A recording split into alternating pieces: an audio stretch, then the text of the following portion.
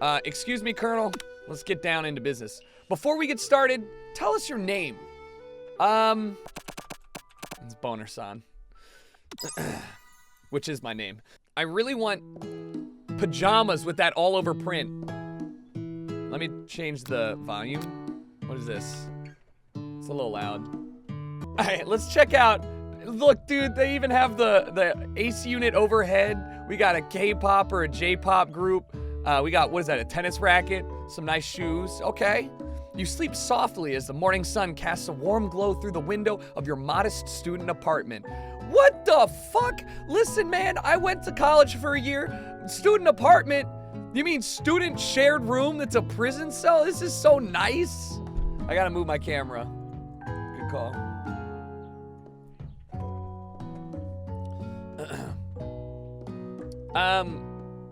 You know what?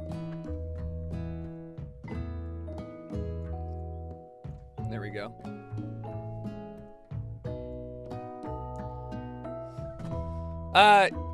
Okay. The world is peaceful and serene. You could stay in the moment forever. Or you could wake up now. Your first day at culinary school is no time to sleep in. We're going to learn. I would end it all. I would end it all if I had that as my alarm. Sounds kind of, hey, somebody make a beat out of it. Smack that clock up and at him, throw the clock out the window and stay in bed forever. You slept through the school year and gave up a once-in-a-lifetime opportunity to meet Colonel Sanders. Fuck. Okay. I give up. All right, thanks for watching my playthrough of...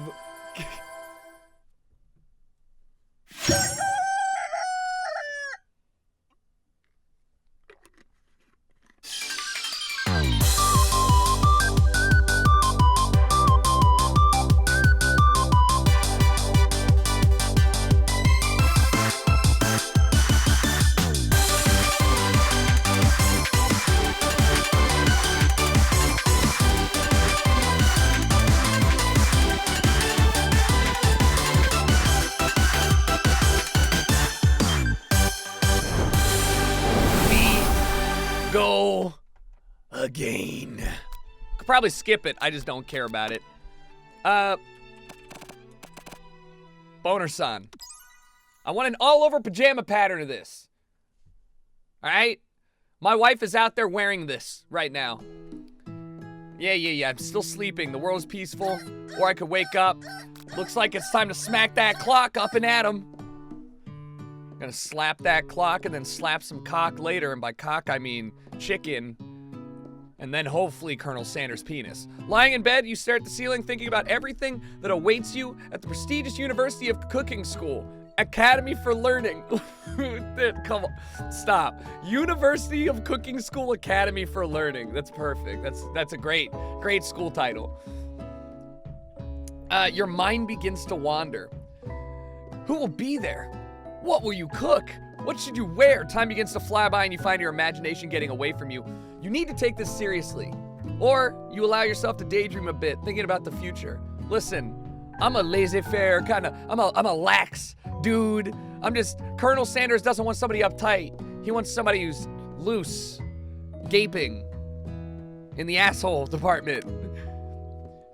It's here, finally, your first day of culinary school. So many dishes to prepare. So many students to meet.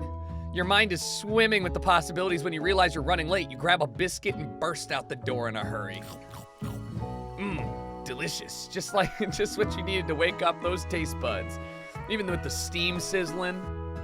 Yikes, you're in such a hurry. In fact, you forgot to put on any deodorant before running out the door. You're sweating buckets as you rush to arrive on time. Uh-oh. Damn, dude.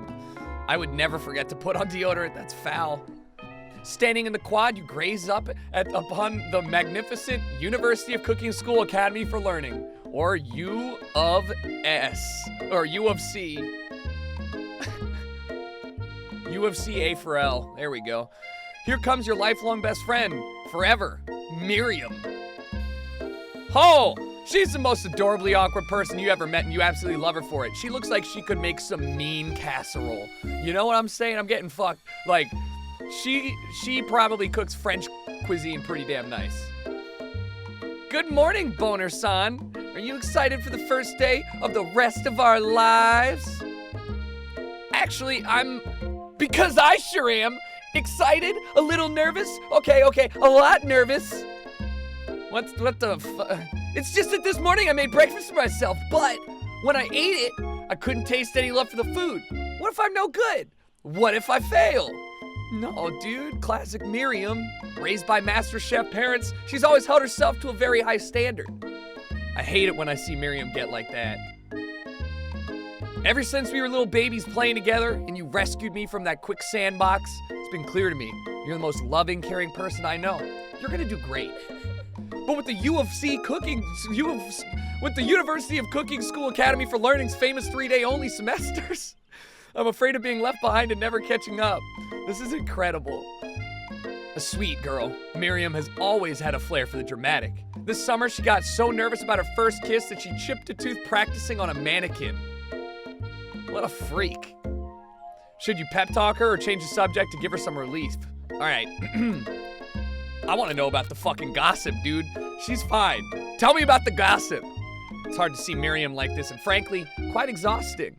Rather than dwell on her anxiety, you try to change the subject to something more interesting. All summer, you've been hearing rumors about a dreamy, enigmatic mystery student who's enrolled at this school. Please be Colonel. Yeah, it's a little worrisome, but you'll be fine. Now, what about this mystery student we all read on the school message board? Any new deets? Oh, get this. I heard his name is Harland, and he's no ordinary student. They say he has powers. He's had them ever since he was born. From an egg! Miriam, you're fucking stupid. An egg? Like a chicken? Miriam, you're fucking stupid. But that thing about having powers, it would line up with some of the other rumors I've heard. Like, I heard once he fought a bear with just his smile. Wait, why is Colonel Sanders starting to be like the Dos Equis guy? You both sigh, thinking about a student so handsome that the laws of physics don't dare apply to him. Dreamy. Before you can get another word out, you're rudely interrupted when somebody smacks your books and custom engraved measuring spoons out of your hand onto the ground. Damn. Hey! It's Ashley, who spells her name like an absolute bitch. Your arch rival. She's totally evil, but you can't help but be filled with a little jealousy. She can get anything she wants, and she knows it. She even got a fang, dude. What do you want me to do? She's got fat anime titties and a fang. I'm done. I lose. Oh my, no, you can't give her thick thighs. It's not allowed. This is a game for Colonel Sanders. Ooh. All right, it's fine. Loser POV. Hello. Hey, Ashley. Oh, I didn't see you there, chicken shins. What the fuck? You leave Boner-san's shins alone. They're perfectly normal shins. Ugh, I can't stand Ashley. Even her name is annoying. You know for a fact that it's actually Ashley, but she had to add extra letters to make herself feel better than everyone. Is she blepping me? Is she fucking over there just fucking tongue out and everything? If anyone here knows what perfect shins look like, it's us. We're not gonna let this game is nuts. We're not gonna let you or your really weird insults get to us, Ashley. Across the quad, you see Ashley's best friend, Van the Man. He stopped to look at his own reflection in the mirror. His pants are so tight, you can see him casually working out his glutes while he styles his hair. No lie, they're rocking glutes. Van! You rang. Oh, how am I supposed to compete with a student who's wearing a bib? How, chat? What am I supposed to do? God damn, Van. You've never been sure what their arrangement is. But as long as you've known them, Ashley and Van Van have been just as close as you and Miriam, but substantially more devious. His hair's a fucking star. That's not, you're just cute. I can't get over you. You kind of annoy me. Can we trade? Let's, audible. Let's flip this bitch around. Miriam and Van Van are friends. I'm with Ashley. Can't believe that the U of C A4L would ever allow people like you to attend as students. I know, right? You'd think they'd just hand us over to diplomas now. Or maybe hire us on, wait, he's gotta be like German. Or maybe hire us on as professors. You amateurs could learn a lot from us. With the first day of school about to start, there's just not time to properly tell these two off, so you resist the urge to. Look, man, I don't trust my ability to do a shitty German accent. Let's go, Miriam. Psh. See you later, losers. What the hell is this dude? As you approach the door, you see a goofy-looking kid pushing hard against the window directly next to it. He's a window licker. Did he just fart? Oopsie. I think it's broken. You reach forward and easily pull the door open. That should do the trick, man. I love you. I think you mean thanks. My name's Pop. I was named after my Pop. He's old. Could someone like this also be a student at the school? He must be one heck of a chef. Also, his name tag clearly says Bob, but I guess he's reading it upside down. Hi, Pop, I'm Boner-san. So, are you gonna make me hold this door all day? Nope. And with that, the young man walks into the building ahead of you. Fucking idiot. Is it just me or is that kid kinda cute? Yes, it's literally just you. Thank you. I'm glad that I agree with the game. You both shrug your shoulders before following him into the building. What the hell? Guys, I'm gonna keep it real with you. I don't know, I can't do math. Triangles are great, but I can't do trigonometry and stuff. You stand at the edge of the room, unsure where to sit. Other students wander in and keep themselves busy by chit-chatting. At 12:20 p.m.? What kind of fucking school is this? A scruffy-looking pooch takes his place at the podium at the front of the class. Adorable. Sprinkles. Now, quiet down, everyone. Who is this unreasonably cute pup, and why is he in our culinary class? You must be Sprinkles, head instructor and CEO of UCSLAL. Stop changing it. It's U of C A of L. Please, call me Professor Dog. I may be cute and a little fluffy, but I still demand respect. Oof. Also, if anybody has cigarettes, please let me know. I love cigs, apparently. What? A cute dog is our professor? This is the best school ever. I guess only a dog's nose is capable of picking up all the nuances of fine dining. Out of nowhere, wind begins to rush around the room, rush around you, and a swirl of cherry blossom petals fill the air inside the classroom. It's him. I'm chilly. Somebody close the window. And then he walks in. I want to ride his mustache so fucking hard. You're immediately swept up in the aura of this new student and his remarkable goatee. Who knew anyone could be so handsome? Time literally stands still. It's him. If it isn't my favorite student, Harland. Colonel Sanders interrupts Sprinkles. Sorry, Professor Dog, before he can finish his sentence. Please, call me Colonel. Colonel Sanders. A hushed murmur rolls through the classroom as Colonel Sanders walks down the aisle of desks. Suddenly, the room is sweltering. Sweat begins to bead across your brow. You feel like everyone's looking at you and you're not entirely wrong. And this over here must be sweaty sweats a lot. Maybe we should open the window back up before faucet pits melts into a puddle and evaporates eventually. Okay, I don't think we're gonna stick with the German, man. I don't know if Van Van can be super German.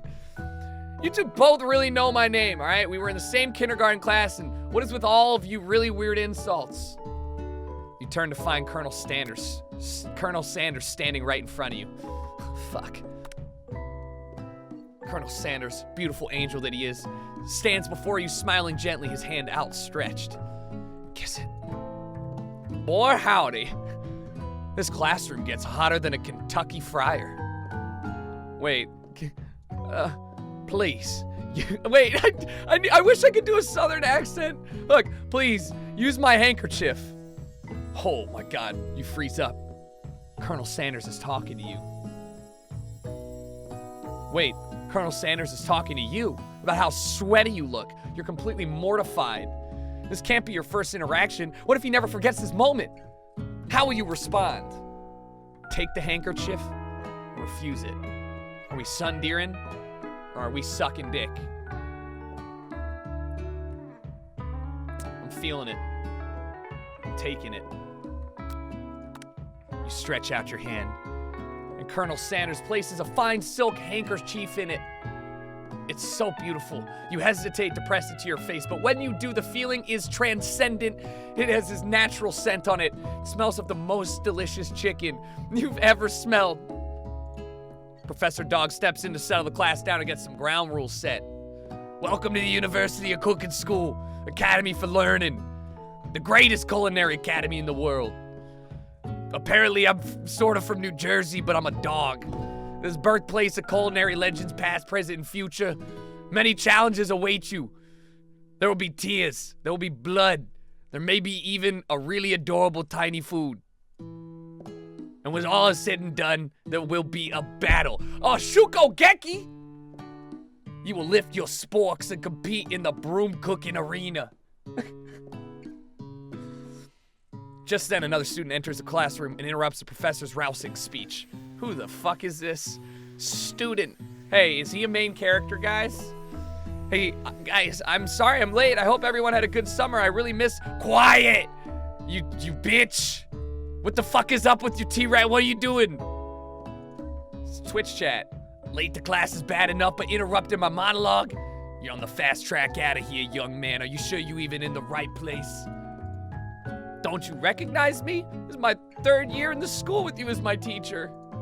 Everyone stares at him blankly. Does nobody remember me? You're expelled if you utter one more word before I finish. Let that be a lesson to you students that tardiness is unacceptable. I would already know this because I failed the game. Because I slept for a year. Even Clank made it here on time, rolling halfway across town on his tiny wheels. What the— Bro, if Clank is in a wheelchair, I'm out of here. You turn to see the student Sprinkles is referring, who appears to be some sort of industrial kitchen appliance. Word. The class bursts into laughter. Oh, Clank, you rascal. Sprinkles walks in the classroom as everyone stands in silent obedience. When he gets to you, he lifts his nose in the air and takes a deep sniff. Your diet is lacking. Based on what I'm picking up here, you definitely need a multivitamin. You should be taking better care of yourself. What the fuck, man? I mean, thanks, but damn. You've never had a talking dog as a teacher before, but Sprinkle's reputation for being smart but tough is well known. You decide to try and butter him up by giving him a treat from your pocket, but what kind? A beef treat, a rubber ball, or a chicken snack? No chicken snack in my pocket is gonna be fresh. It's not gonna taste that good, but I might catch the eye of Colonel Sanders. What if Colonel Sanders one-ups my chicken snack with his own chicken snack, and his is so much better that now Professor Dog just fucking hates me. But then if I go with the beef treat, he might be like, that's low quality. I mean, this dog did just identify I need a multivitamin with his nose, so I don't want to offend him with like a pocket beef treat. But then the rubber ball, he might not want to play. Because if he plays, you know, he might think that's condescending because we're here to learn. I don't know what to choose. I'm chicken snacking. You reach beneath your apron and return with a chicken snack in hand. Sprinkle's eyes go wide as he locks onto it. His favorite! Colonel, you sit the fuck down. All right, I don't want you pulling any chicken shit out of your pockets, Colonel. You sit down, let me have this moment. Well. I think there might be some competition for a new student star. The furry professor, yikes, immediately devours the snack, leaving your hand with a slick with a coating of warm doggy drool. Wait, why is there an equation for Twitter stan laughs on the board? You see the other students eyeing you jealously, but pay no mind to them. If they wanted to succeed in life, they should have learned the importance of carrying a range of dog treat flavors on them at all times. Settle down, young chefs. Take your seats and prepare to have your minds open to the amazing possibilities of culinary creation. As everyone rushes to claim their favorite seats, you're left standing at the front of the room. Only 2 options remain. Where are they?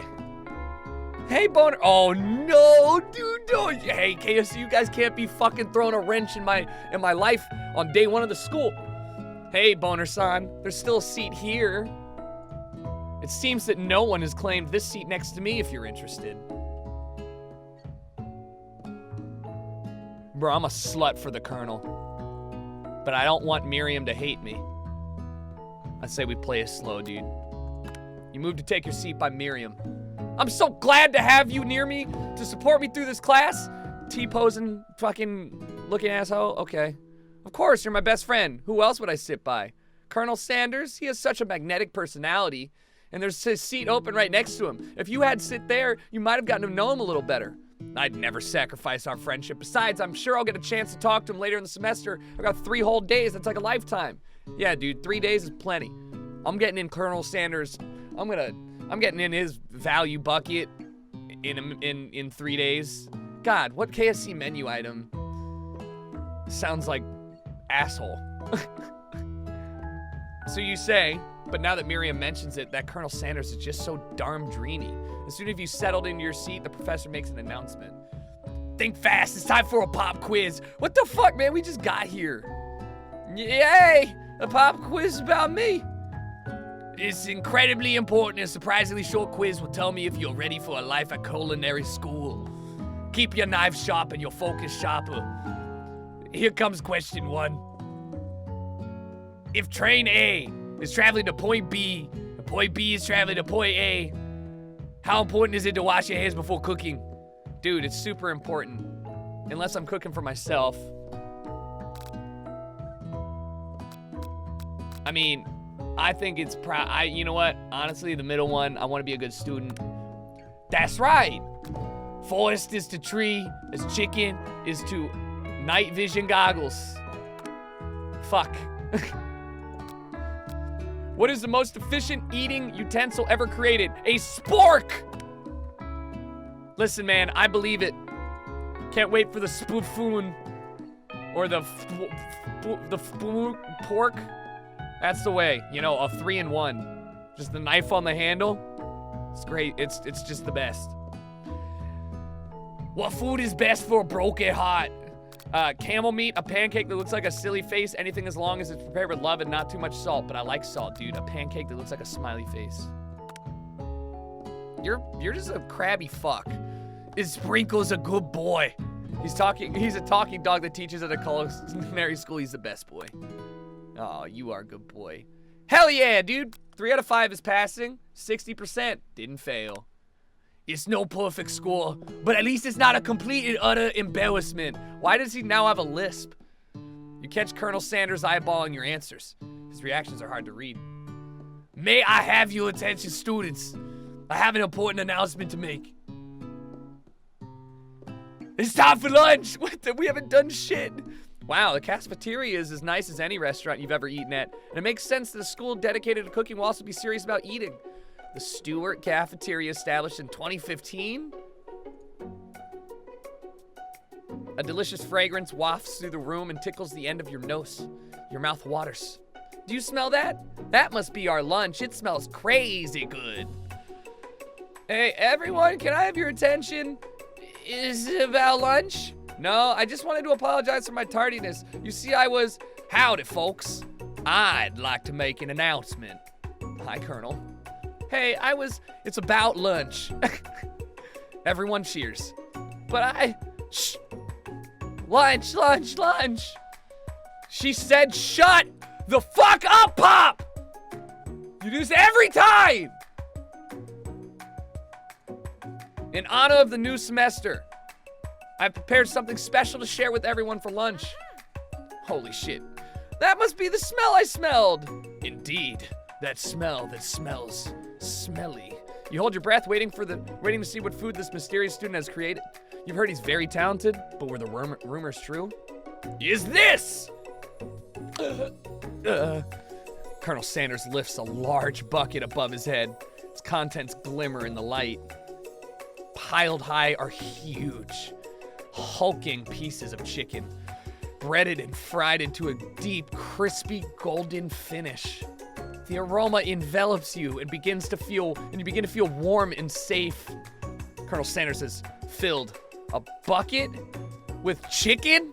What is this guy doing? What a novel concept. Your stomach begins to grumble as if to say, stop it, stop eating, Boner-san, and stop thinking and start eating. For years, I've been developing the secret recipe for the perfect fried chicken. But my calculation, nothing less than 11 herbs and spices are required to achieve the perfect balance of flavors. You look around and notice that every other student has a pen and paper and is scribbling notes as fast as they can. But that's all I'll say about that. What? You think we want your stupid recipe, dude? Psh, nah, my dude, nah. I'm just drafting a last will and testament in case one of those ingredients is poison. Ha! Got him. He looks around nervously to see if anyone else is laughing at his sick burn. You wait to see what a zinger Ashley is prepared to follow up, but she suddenly takes a different approach. Can we move this so I can see her thighs? God, I'm getting fucking cock-blocked by her name tag. Yeah, and I was just like writing in my diary. Dear diary, today I smelled something beautiful. I knew at that moment only the hands of a true gentleman could fry chicken so tender. Oh, you bitch. Hey, you see her body language change from bitter and evil to sweet and innocent as she slides closer to Colonel Sanders. She realizes that he's destined for greatness and fame with cooking skills like this. She wants him all to herself. If you fucking wink at him again, I swear to God, I'm gonna knock that fang tooth right out your mouth. Did your boobs get small? Because you had some sizable tenders, but now they're looking like nuggets. Well, Van the man. If you don't want any, I'll take his. Whoa, hold on. I guess I'll try it. Takes one bite and his eyes grow wide. He starts contorting his face as he tries to hold in his pure exhilaration and act unimpressed. Easy now. It's enough for everyone. Please, my fellow classmates, dig the fuck in. Look, you see those? What happened? You take one of the pieces of fried chicken out of this bucket and sink your teeth into it. It's amazing. Tasting Colonel Sanders' food transports you to another dimension. Oh, we're going full food wars. Alone with your taste buds, gripping a drumstick in your hand, you float weightlessly. Focus your mind and meditate on this moment. Try and identify every flavor. Savor the moment and everything that it tells you about Colonel Sanders' culinary heart. Swim towards the light. This moment's between myself and Colonel Sanders. The flavor in your mouth are beautiful, pure, heavenly. What a guy! Alone with the flavors, you feel something that can only be described as love. For a man? A flavor? Are they the same? What about the flavor of man? After tasting his food, you want to taste him, and you try and get some one-on-one time with Colonel Sanders. You approach him. Colonel Sanders smiles, ever so softly as you approach, and he stops what he's doing and allows you to break the silence. Colonel, I was wondering if I could talk to you for a second. Anything for a fellow chef. What exactly was on that chicken? Was it crack cocaine? Because it tasted like crack cocaine. How bold to come out and ask. It's an idea I had for a new combination of flavors that will make me my fortune and establish my legacy for all of time. As I open a chain of highly successful fried chicken restaurants. No big deal. It's just you and me here talking. Colonel, I can keep a secret. In fact, I've got some secrets of my own that I'd be willing to trade, you know, to make it a little more fair. What's the rush? The semester's only getting started. We've got 2 more days to get to know each other. He's clearly not giving it up easily, but it doesn't hurt to be persistent. You know what they say about secrets, Colonel? Shouldn't learning be fun? You've got moxie, I'll give you that.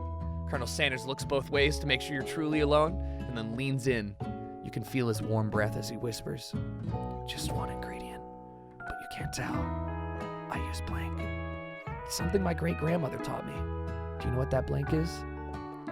Love. It's cum!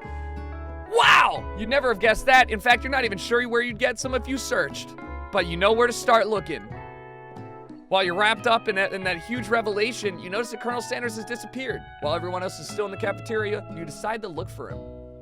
Just like, I need to find Colonel. I need some of his semen. Why are we in Italy? You find Colonel Sanders outside, standing in the quad. Oh, it's you again. Howdy. Sometimes I like to come outside, look at the school buildings. I like to think of how I know my story will continue on after I graduated. Sounds like you've got big plans, Colonel. I dare say the biggest. I'll leave my mark on this world. You can bet on that. Alone together for the first time, you figure now is the perfect moment to show your personality to him. Neg him to show your own strength. Wow him with a big idea. To add an additional ingredient to really spice things up. Be modest, but thoughtful. I got the hiccups. Look, man, if you neg him, he might get kind of pissy. He might be like, yo, dude, you don't have to neg, you can be nice. He's been so gentle. I don't think I should neg him. I don't think I should insult his recipe by saying you should add something. I'm gonna be modest and thoughtful. Well, I just wanted to tell you that I really enjoyed your food, Colonel. Now you've got his attention. The flavors were complex but comforting. I mean, the interplay between salty and savory and peppery, it was fucking perfect, man. How'd you do it? I appreciate the compliment, Boner-san. I'm sure you'll be a big success, Colonel. I know we've only met today, but I'm starting to get the same feeling about you. We should head back inside. The next lesson starts soon. Holy shit. You step into the massive cooking arena where the afternoon lesson will take place. Each student gets an oven and all of the tools and ingredients they could need. Look at this place. It's magnificent. Finally, we get to show off our stuff. Wait a second. Oh no, we gotta show off our stuff. What if I totally blow it? You're not gonna blow anything, except maybe kisses into the crowd of fans you're gonna earn when your signature adorable tiny food creations, Miriam. Welcome, students, to the cooking arena. For today's lesson, we're gonna be cooking with partners. Hurry up and pair off. Naturally, Miriam looks over at you, but unable to control yourself, you bounce on Colonel Sanders, who pounces on you. Rawr, X3. Hey, Colonel, you wanna, like, tackle this lesson together? Tag team of 2, that is? I mean, you and I? If you're cool, if that wasn't clear, if you're cool with that? Do you wanna be my partner, or? Sure, Boner-san, I'll go prepare the station. Without you as a partner, Miriam is left standing all alone. Two different students quickly take notice. Hello, new partner. Beep boop buzz. Oh my, 2 potential partners. I'm so sorry, gentlemen, but I don't know who to choose. It looks like you're gonna have to pick for her. Friend duties can be a little awkward, but that's the price you pay for not being alone forever. Who do you want to ask to be Miriam's partner? Clank, dude. Pop, get away from her. Sorry, Pop. I think Miriam's gonna be partnering with Clank today. It's okay. I already ate. What? It's not entirely clear if Pop has any idea what the point of school even is at this juncture. Clank is clearly excited to have some attention. He heats up and begins to roll back and forth. Fuck yeah, dude. Clank is getting hot and bothered. Warp, warp, warp. Oh, hold on there, fella. We don't even know the assignment yet. Technically, Clank might not even have a face, but there's something charming and earnest about him. Bzz. Tissue? I hardly know you. Clank judders and a panel shakes loose. You get the impression that this is a sign of affection. Oh, he's cute, dude. Looks like you two will be fine. Now it's time to focus on your own cooking classwork. All right, you two. For today's lesson, we're gonna be keeping it simple. pick a basic dish and divide up the steps. No chef is an island. It takes 2 flints to make a fire. You get the idea. Which dish do you suggest to your partner, Colonel Sanders? Steak tartare seems easy enough. It's fancy and you don't even need to cook it. That's true, and I've made it, and it's delicious. Using octopus will blow Colonel Sanders' mind, but it might be too over the top for him considering he just deals with, you know, fucking chicken. Your grandmother's mashed potatoes and gravy. Dude, I know which one he's gonna want. This is gonna be perfect. If I convince him that I've got the best recipe for mashed potatoes and gravy, I can sell it to him, all right? And then I can get in on the Colonel fortune. I've always been something of a down-home chef. I was thinking maybe we could make something warm, inviting, comforting, you know, like a asshole. Maybe some mashed potatoes and gravy? I couldn't imagine one without the other, Colonel. Colonel Sanders casts a coy look at you, causing your whole face to go beet red. Embarrassed, you quickly turn away. I'll go get the potatoes. No, please, let me. Picking perfect produce is a passion of mine. Looks like things are getting pretty fresh around here. Does somebody have a crush on Colonel Sanders? You bet I do, and honestly, if you want to tag team, we'll KFC double down the shit out of Colonel. Just let me get a little bit of that first, all right? We're just cooking partners. Yeah, shut the fuck up, Ashley. Mind your own business. Get out of here, you thick-ass fucking hot girl. Sanders' heart is my business, and you better keep your fingers off my man. Did someone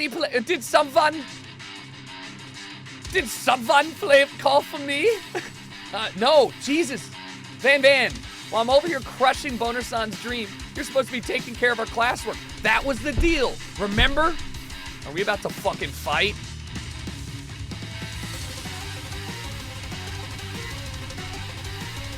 Colonel Sanders returns, arms full of peeled fucking potatoes. He tosses them into the boiling water, and he turns his attention to you and your friends. Oh, howdy there, Ashley and Van. Are we working in a quartet instead of a duet now? Damn.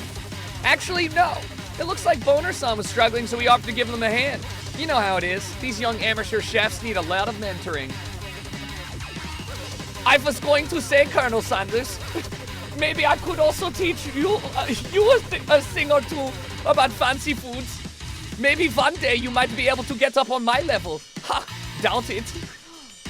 Don't be rude, Van. Personally, I have no doubts whatsoever about Colonel Sanders' ability to concoct creations worthy of admiration. After all, your fried chicken was quite spectacular. I'm not gonna have a voice after this. But Colonel, if you ask me, I might make a better partner for you than this thing that has positioned itself at your station. Don't you feel that deep down, we cast complementary shadows? We fit together like a thigh and a drumstick. Just makes sense. My thigh and your drum dick. I'm ready. Nothing about this makes any sense, but one thing is clear, she's coming for Colonel if you don't watch out. Ashley is really going at you hard. You need to ask for some backup here before things get really ugly. Turn to Colonel Sanders, hunk of hunks, in your time of need. Turn to Miriam, your forever bestie, who always has your back. Dude, Colonel, back me the fuck up. I'm here to learn and express myself via my cuisine, not fucking bicker with prima donnas, you know? Partners were chosen at the beginning of class, so let's all respect the format, okay? You turn to Colonel Sanders to confirm you're on the same page. I chose Colonel Sanders, and Colonel Sanders chose me, right, bro? A businessman respects all fair agreements from contracts to handshakes. Took on Boner-san as my partner for this activity, and I stand by it. Yes, man. Based on your team's behavior, I'd say you're perfect for each other. Neither one of you has Boner-san's natural talent or their loyalty. Yeah! Me and you, Colonel. Being defended by Colonel Sanders leaves you feeling proud and full of potential. You look for Sprinkles and hopes he might step in, but he's nowhere to be found. Darn those cute corgis and their short but sturdy stature. You look down at your station and realize that in the tension of the moment, your hands have been cooking on autopilot. Distracted by the drama, you've already crushed the boiled potatoes into a perfectly creamy mashed texture with plenty of butter and cream flavors. It's as if your natural passion guided you through the first steps, or through the steps you know so well while your attention was elsewhere. I know just what to do. Colonel Sanders extends his hand. He's holding a beautiful white porcelain gravy boat, out of which he pours a smooth, brown, smothering gravy smothering your nearly finished potato dish. Gravy flows down the mound of mashed potatoes. The results look spectacular. Granny would be so very proud. Colonel Sanders holds a spork to you. You reach out and grab hold of it, but he doesn't immediately let go. The two of you stand holding the same spork, and for that small moment, all of this madness and the pressure in the crazy world stops. Your eyes lock. The moment is electric. Time stands still. If you love something, set it free. Together, you dig the utensil into the mashed potatoes and lift the heaping sporkful up when you see Ashley with a sinister look. You know she's plotting against you to be with Colonel Sanders. And then, filled with rage and without thinking, you fling the sporkful of mashed potatoes right at Ashley's stupid, hot, fucking face. Van, do something! Scooping up a fingerful, Van tastes the dripping mashed potatoes and gravy and realizes that it's delicious. Horrified by this revelation, he slinks away. Will he ever be able to cook something with so much love and integrity? Hold on there, Bonasan. We do not waste food in the broom cooking arena. Colonel Sanders, I expect better from you. If you throw one more spoonful, you both better be prepared to eat it from wherever it lands. Y'all thinking what I'm thinking? Can I have potato face? Van rushes over, a covered dish in his hand. Mashed potatoes with gravy? Pathetic! In just a few minutes, I've prepared a full meal. Gaze upon my specialty, braised tentacle of octopus in my silky saltwater sauce. Placed on a battle axe blade forged by my supreme chef ancestors.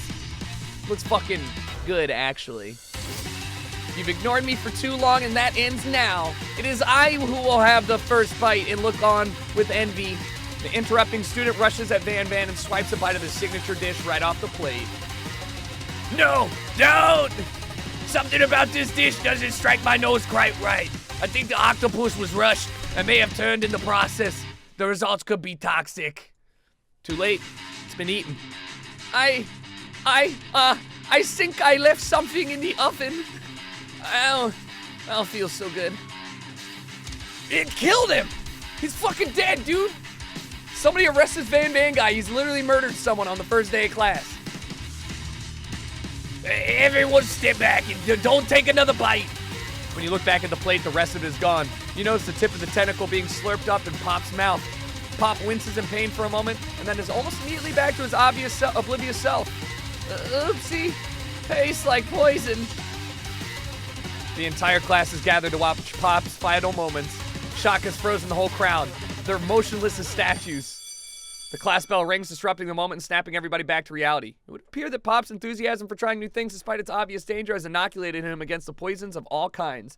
By the way, this has got to be a Food Wars reference if I've seen one. The octopus, that's like the first episode with the peanut butter squid. Dude, that music was going crazy. I'm not sure the professors here make enough money. Hello? I just turned into a ghost over here. Seeing that you're shaken up by that really annoying student and all of his nonsense, Colonel Sanders approaches you. I'm sorry you had to go through that. Please, let me walk you home. What? Like, for real? Oh, come on. You follow Colonel Sanders out of the room. At night, the school building has taken another vibe entirely. It's dark and more than a little spooky. Colonel Sanders stands in the quad's neon glow and speaks softly. Those mashed potatoes you made today in class? Before you go on, I want you to know, they're not a great representation of my skills. Like, I didn't even realize I was making them. I was just kind of on autopilot. They were amazing. Tasting them, it reminded me of why I became so passionate about food to begin with. Colonel Sanders is getting choked up. Cooking is obviously important to him. In a way, you find that inspiring. Now might be the perfect time to tell him you're developing feelings for him. Colonel? Yes, Boner-san? There's something I need to tell you. Hold it right there! There's something I need to tell you first! Oh, fuck. You see, when I was just a boy, I had a dream that one day I would be the greatest chef in the world has ever seen. And he just became French really quick. And every day since then, I have been working towards that dream, day and night, never stopping, never resting, also lifting a lot of weights, like so many weights. We should follow our dreams with all of our hearts, that our souls may grant them like wishes floating on a shooting star. Hey, no, you, shut up. I am the one here to say inspirational stuff and be the star of this story. Are we oh wait, that's me. Are we forgetting your cooking literally just fucking killed a guy? You should be in prison. Like, seriously, I've called the authorities. They'll be here hopefully soon. You're a murderer. It's like, it's manslaughter is what that is when you kill somebody by accident. Like you're going to jail. You can't prove that! I mean, I also saw you kill that guy. What was his name? Somewhere in the distance, you hear a long, sad sigh. Forget him. We're talking about me. Me. I'm the hero. What the fuck? Boss fight. Spork Monster. The Spork Monster is here to fight a hero. What? I think I left the fridge door open. Lanta nerds. What is this? How dare you threaten me just as I was letting down my guards and connecting with another chef on an emotional level? Be afraid. Be very afraid of me. Because I'm a monster, see? Is he rhyming on purpose or was that just a coincidence? But before you can discuss syntax any further, it's a turn-based fight sequence! What will you do? Probably attack. You decide to go on the attack. Which attack will you use? Cook with love. Does 1 damage, that's not a lot. It just got real. That attack really upset Spork Monster. Spork Monster goes on the attack. They spit hot gravy at you. You take a damage. W key. You decide to go on the attack. It worked last time, right? Cook with love. It does another damage. Spork Monster won't forget this. What is this amalgamation of games? Spork Monster's really feeling threatened by your attack. Spork Monster focuses their mashed mind and draws energy from Mother Earth itself. They grow larger and more intimidating. How will you respond? W key! You decide to go on the attack. Which attack will you use? The only one I know. Cook with love does a damage. At this rate, the semester will probably be over before this fight is. Spork Monster's no quitter. Buffed up and ready to rumble, they go on the attack once again. Spork Monster uses Utilitensile. You take 2 damage from the attack. If you take much more damage, you're not going to survive the battle. W key! Again! More damage! Spork Monster is oozing cheese sauce onto the lawn of the quad. I wonder who's going to have to clean that up. Feeling vulnerable, Spork Monster prepares for its ultimate attack, Rounded Edge. You vile villain, your reign of terror stops here. Colonel Sanders summons the energy of 1,000 chickens. Pot Pie Power Pinch! Pot Pie Power Pinch does 10 damage. Spork Monster is defeated. You saved me, Colonel. An injured Spork Monster spews steam into the night. Forget mercy, finish him. Spare his wretched. Yeah, look, dude, I'm a gentleman. You managed to tamp down your disgust at the sight of the gnarly beast long enough to realize that he's still a living creature with a pure soul who deserves your pity, not your wrath. Be gone, beast, and don't you dare come back for a follow-up encounter tomorrow, which will probably happen because that's foreshadowing.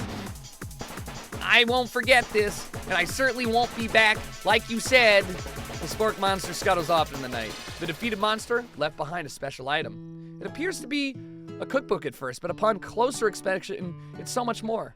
It's a book of magic spells with a golden chicken on the cover. You open the cover and find a library card tucked inside. The last name to have had to sign it out is Borko? Borko. That name sounds strangely familiar. Your blood is pumping as you stand in the quiet of the night, holding a mysterious book in your hands. As you come down from your battle buzz, you realize that your final attack has left you completely depleted. The world around you begins to fade away. Without any energy to keep your eyes open, darkness overtakes you. The image of Colonel Sanders flashes before your eyes as you fall asleep. He must have helped you get home. In your tired state, you don't know if you could have made it without him. What a guy. You want to thank him, but you don't have the strength to utter a single word. You feel your covers being pulled back over you as you're tucked in tightly. Good night, my Colonel. In your dream, you're together with Colonel Sanders. For some reason, Sprinkles is also there, instructing your love. Dreams are weird.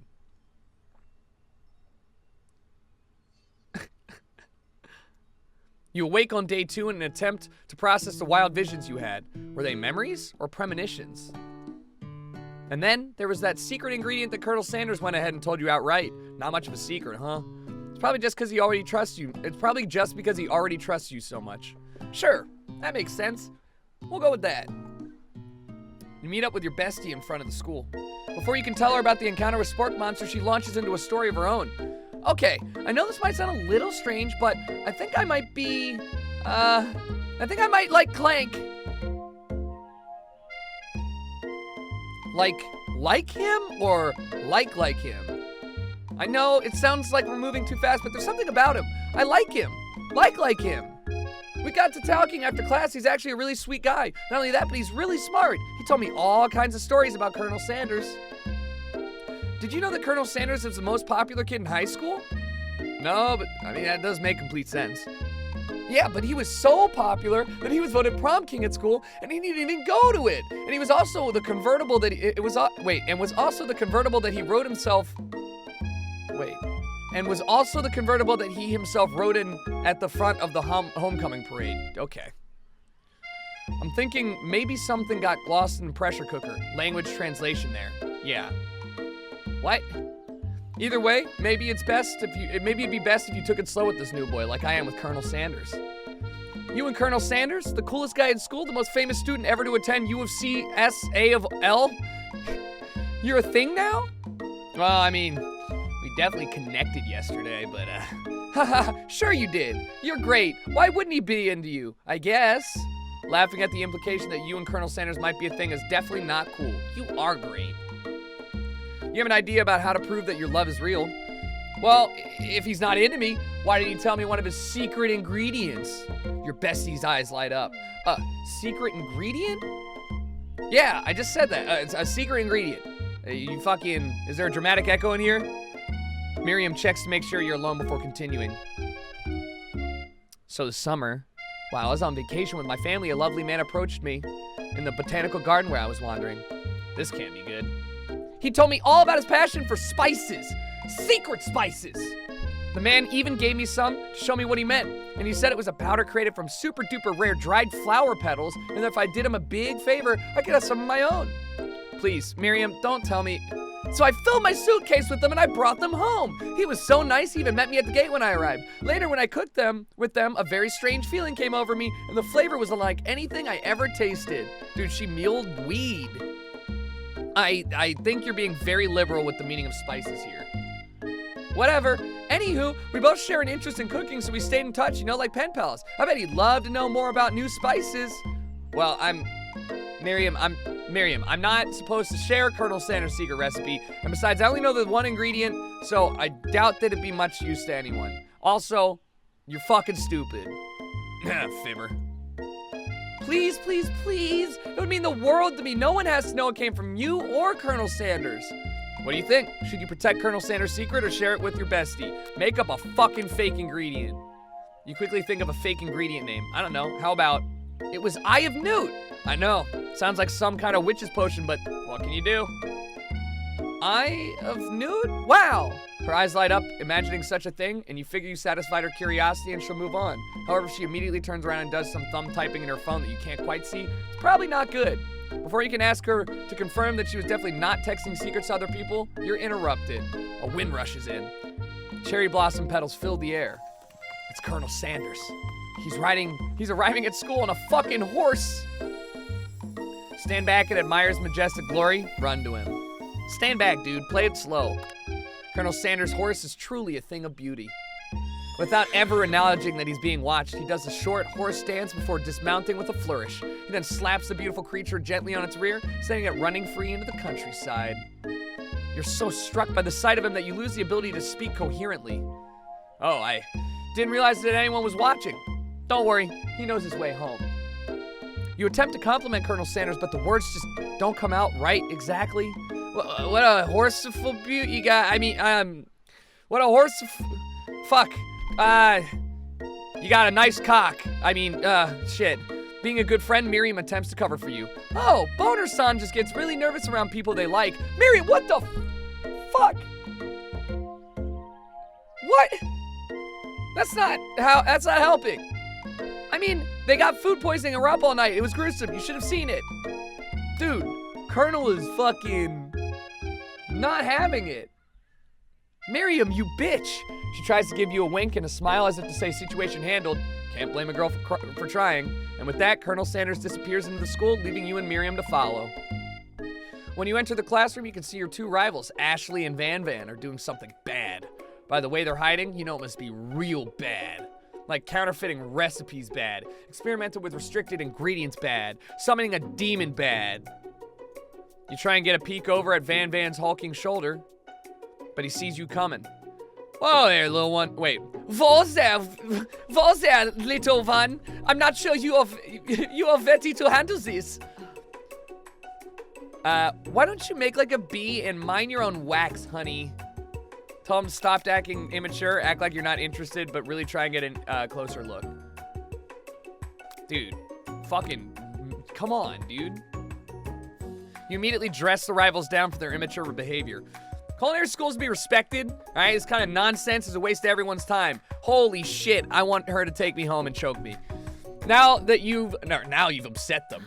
Oh, and you're the emperor of cooking, are you? You make the rules? I'm not sure you'd know a good meal if it ate you. Being the best chef in the world takes more than just culinary skills. It takes creativity. It takes panache.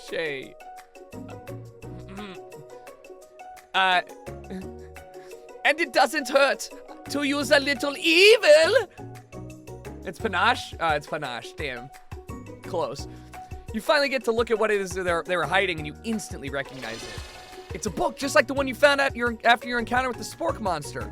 Hey, that's the same book I found last night in the quad. Ashley immediately elbows Van Van, who hides the book behind his back. I don't know what you're talking about. That book is a family heirloom, and its contents are a secret. You notice that they haven't just been studying the book, they've got Pop pinned to the wall, and they're tossing potato skins at him as he tries to catch them in his mouth. Wait, can I join? We're playing, hee hee. Before you can dig in any further, you're interrupted by their arrival of more students. It's almost time for class. Beep beep. Clank must be running late. He's in such a hurry, he rolls right over Van Van's meaty foot. Hey, watch it, you bucket of bolts. Hey, you watch how you talk to him. He didn't do shit. Bzz, womp. Who do you think you're talking to? I never heard such language, not even from a stand mixer. Womp womp. No, your mother was a stand mixer. Look at this fucking JoJo pose. Worms. Van Van jumps to attack Clank, but Clank shocks Van Van, sending him flying across in the room. Protect me, Colonel Sanders. These crazed men are about to come to blows. I think it must be over for me, but I'm not interested in either of them. Ashley's tone completely changed in an instant. She bats her eyelashes at Colonel Sanders. Surely he must know this is all a ruse, right? Gentlemen, get a hold of yourselves. Save her for the arena, at least. Or don't. Honestly, what do I care? I've got a lofty career aspirations to focus on. Maybe I can help you with your business plan. Just then, Sprinkles arrives to signal the true start to the class day. He's panting, which doesn't seem that abnormal. He's a professor, but he's also a dog. Students, please take your seats. I apologize for my late arrival. I spent the morning chasing a car all around town, and my tiny legs are very, very tired. But I'm here now, and I hope you're ready to learn. Rub his furry dog belly. He loves it. After he catches his breath, Sprinkles regains control of the classroom.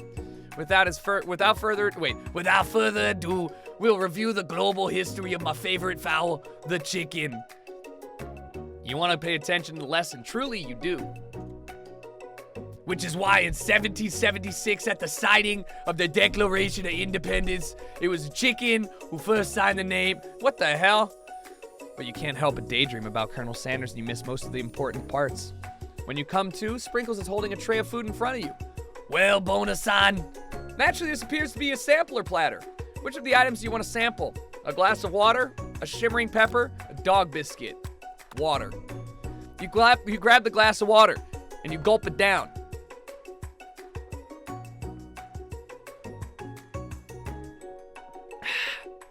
It's so cool and crisp. It's like the purest snow melted by a mountain spring. Hey, that was mine. It was from my favorite toilet. You owe me $6. What the I mean, it tastes good, though. And you've got excellent taste. Fuck. You think to yourself, geez, I should pay better attention. We all make mistakes. I'm sure he'll forgive you someday. Come on, it's time for lunch. Before anyone can relax, the cafeteria lights dim. And your rivals enter to make a dramatic announcement. Today's lunch will be prepared via a timed competitive cook-off. The level of theatrics with these two is off the charts. Demand they stop wasting everyone's time, step up and tell them you're on. Dude, I'm fucking them. I mean, I'm on. Hopefully I get to fuck them, but I'm definitely on. A bit of lunchtime competition, eh? I'm Canadian now. Count me in. If I have to wipe the tables with you fools before I set my lunch down on it, then so be it. I'm not the fool. You're the fool. Good one, Van Van. I like your gumption, Boner-san. I'll be watching your performance. Just as things are reaching a boiling point, Sprinkles steps in. Surely you'll put a stop to this madness. Now, students. I spat at myself. Please settle down. This is a lunchroom, not a sports court. Finally, a little sense. You breathe a sigh of relief. At least, not until we turn on the timer. Let's turn that thing on. It's a Shukogeki! And then a huge red light blasts you in the face, flashing the words, timer ready. That's what I'm talking about! Aroo! I stand corrected. The hard way builds solidarity, a foundation of confidence that cannot be swept away. And that is an original quote by me, in case anyone was wondering. I hope it's a message that lifts you to victory. Like a diamond, I was formed under pressure, and now is my chance to shine. I will defeat you myself. You had his chicken. You made mashed potatoes and gravy on day one, and you're feeling like you can really impress him here again. It's time to boil some water for the potatoes.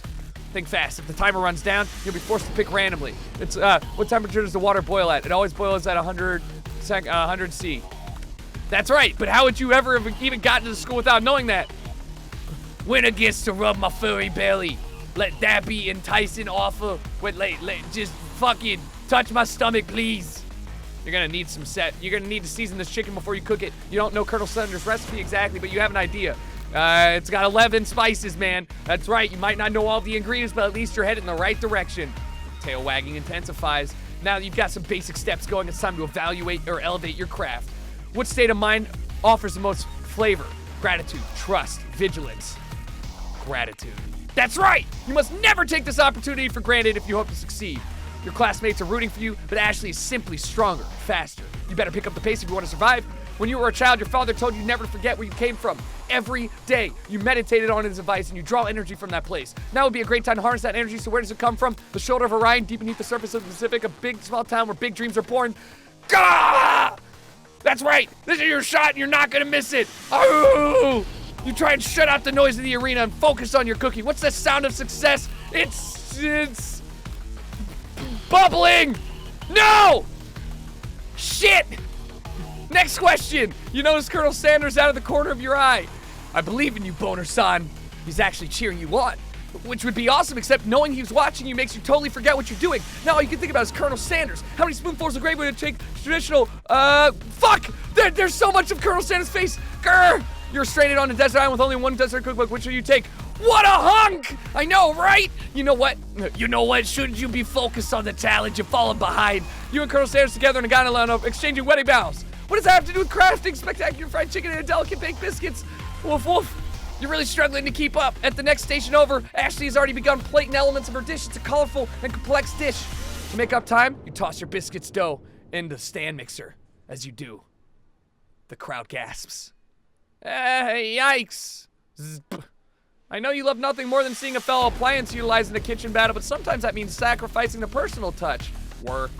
You might not have any hands, Boner, but Boner-san does, and a good chef needs to be touching the dough to know when it's properly mixed. There's an easy way and a hard way. You don't get far by going the easy way. When you hear everyone talking, you realize how serious your air was. You immediately shove your hand in the mixer to rescue the dough before it's over mixed. Ow, fuck! Boner-san, no! But you're not fast enough, your hand gets stuck. It's immediately crushed by the quickly spinning beaters. There's no way you'll be able to use that hand for the rest of the match. Fuck. Colonel Sanders shakes his head in shame. What you often find is that the easy way can turn out much, much more difficult. Everyone stop what you're doing right now. The battle is over. It can't be. I was so close to finishing my dish. Sweetheart, look at your hand. You simply can't go on. Oh, that's too bad. And here I am with a completed dish ready to serve. Surely that makes me a winner by default. Fucking thick. No, it wouldn't be fair to compare the two on account of Boner-san's injury. You see Sprinkles begin to lick his doggy chops as he locks onto the dish. But I suppose you should at least tell us what you prepared.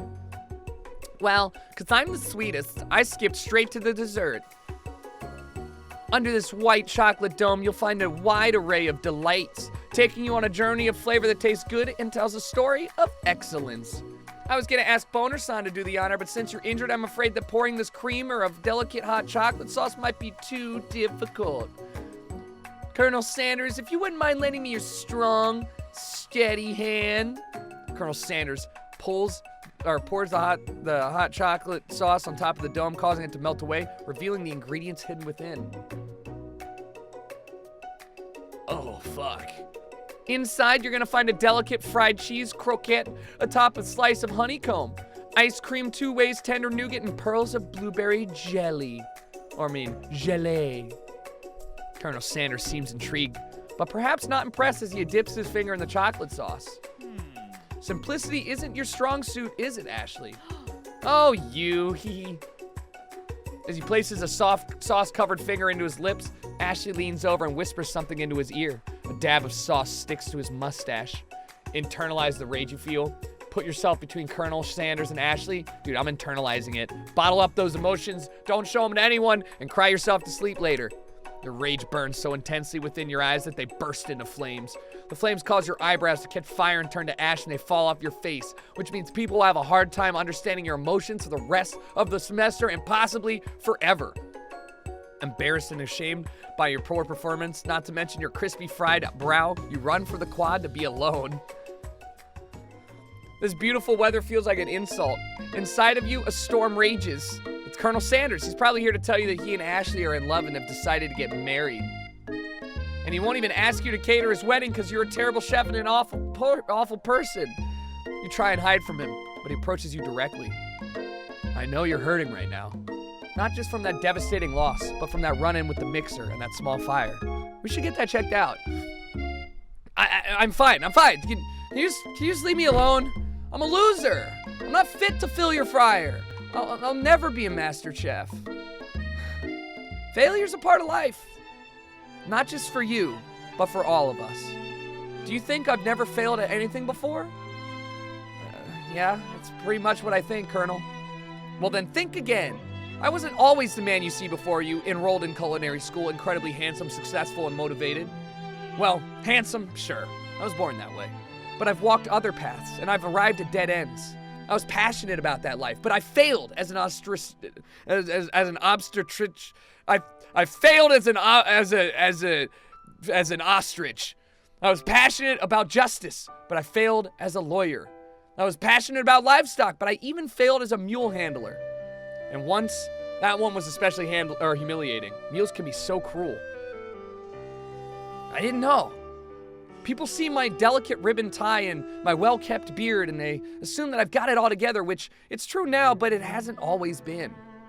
Sounds like this guy could really use a hug. I've resolved that when I was going to amount to something, no amount of hours, labor, or money could deter me from giving the best I had to give. As Colonel Sanders changes focus, you can see something ignite inside of him, a burning passion. One has to remember that every failure can be a stepping stone to something better. My new dream is pure, It's honest. It's something that a humble man in a crisp white suit can be proud of. I will create a new chain of chicken restaurants that will bring joy to the entire world and make up for my past misdeeds. Yay! Just as your moment grows intimate, you're interrupted by threatening, shadowy presence. Battle scarred from the night before, you prepare for the worst. It's the spork monster. Borko? It is I. Wait. It is I. I know I said I wouldn't be back, and after the whole fight to the death thing, maybe you don't really want to see me anymore, but I just wanted to say I was wrong to attack you, and I apologize. I know what it's like having to always look over your shoulder. Monster problems, am I right? Aw, thanks, Borko. I'm glad there's no hard feelings. You know, getting jumped by a giant creature in the dark of night can really rile a person up. I also want to apologize for the way I switched right into attack mode. I know that you're strong, and cooking can put a person under a lot of stress. I actually used to go to this school. I wasn't always a spork monster, you know. I don't believe it. You were a human once? Well, no, I was a gold retriever, but I was still a student, and then one day some mean kids with a magic spell book cast a dark enchantment on me, and I was forever transformed. A magic spell book? Precisely! I had procured a copy for myself, but somewhere along the way I lost it. If you find such a book, I beg of you, please respect it. You're such a powerful chef, and you really should rely on such dark and evil magic. Now, you should be protecting the innocent from those who would cheat them through sorcery and guile. If you need me, do not fear. I'll be there. Sounds like there's some bad cooks in the kitchen of life, Boner-san. Together, I'm sure we can defeat them. Come back to my hideaway, and we can discuss. A personal invite? You can't imagine what Colonel Sanders' home must be like, but it sounds like you're about to find out. Holy shit. Oh my god, dude. Turn of the century, contemporary fireplace with a large window looking out upon a gorgeous, what seems to be like a scented chicken candle lit on the coffee table, and a couch just big enough to snuggle on. Stepping inside Sanders' home, surrounded by his things, you start to feel a special bond with him. It looks like you're living such an exciting life, Colonel. Every day can be an adventure if you approach it with the right attitude. Long ago, I made the decision to never stop searching, to never stop working, and to never stop imagining. Have you been working on any new recipes of your own lately? I'm always excited to talk about food with another ambitious chef. Well, I mean, there is something. It's a side dish that I've been tinkering with, trying to find the right balance of flavors and textures, and I'm not sure I've nailed it yet, but I'm close. Colonel Sanders' eyes perk up as he starts to wonder what dish you might be describing. It's meant to pair with something spicy or crispy or maybe something both, perhaps? Now you've got him right where you want him. Should you reveal your new creation to him or keep it a secret just for you? Show him your seed. You decide that you're ready as you'll ever be to share your original cooking with Colonel Sanders. Before you can talk yourself out of it, you decide to dive in head first. You reach into your lunch bag for a special dish you've been keeping on ice all day. I present to you my original coleslaw. The shredded cabbage dish glistens in the light of Colonel Sanders' Lux Hideaway. Magnificent! Together you chow down on the creamy slaw until just a spoonful remains in the bowl. Do you mind if I hold on to the last bite? I'd like to have it around so that I can admire its taste later and think back on this moment. You could offer to make him more, but he seems like a very sentimental kind of guy. I mean, sure, why not, Colonel? Please, make yourself comfortable. I'll be back in just a moment. You realize that now would be the perfect time to do some snooping. Around the room are various items that you can take a look at. Each seems to radiate memories and emotions. Tap on an item to discover more about the Colonel. This must be where he keeps a secret recipe. You think for a moment, what number is important to Colonel Sanders? And then it dawns on you. As soon as you turn the dial to 111111, the safe opens, and inside it, you find a single note. Can chicken be prepared sashimi style?